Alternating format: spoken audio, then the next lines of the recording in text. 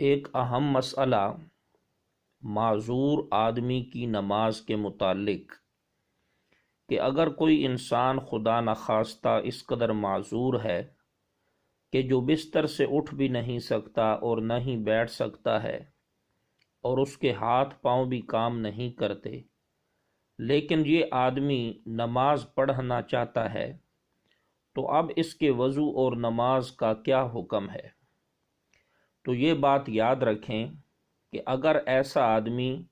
جو اس قدر معذور ہو سر ہلا کر اشارہ کرنے پر قادر ہو تو اس کی بیوی، اگر بیوی نہ ہو تو اس کا سب سے کوئی قریبی رشتہ دار، اس کا بھائی یا اس کا بیٹا وغیرہ،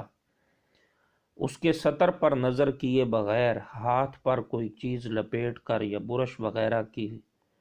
کسی بھی طریقہ سے استنجا اور وضو کرائے، اور اگر پانی نقصان دیتا ہو تو تیمم کرائے۔ اگر تیمم پر بھی قدرت نہ ہو تو بغیر وضو اور تیمم کیے اسے نماز کے لیے قبلہ رخ لٹا دیا جائے، اس طریقہ سے کہ اس کے پاؤں قبلہ کی طرف ہوں اور سر اس کا مشرق کی جانب ہو۔ اگر ممکن ہو تو قبلہ کی طرف جو اس نے پاؤں کیے ہیں، پاؤں پھیلانے کے بجائے اس کے پاؤں کھڑے کیے جائیں اور اس کے سر کے نیچے تکیہ رکھ دیا جائے، پھر یہ شخص سر سے اشارہ کر کے نماز پڑھے۔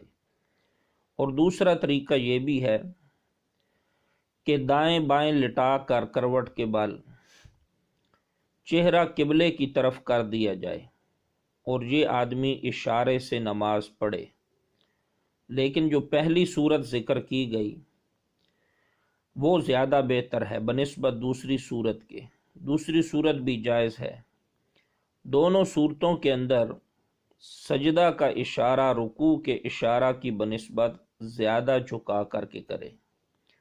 اگر یہ آدمی سر سے اشارہ کرنے پر بھی قدرت نہیں رکھتا اور اسی حالت میں ایک دن رات گزر جائے تو ایسے آدمی سے نماز ساقط ہو جائے گی۔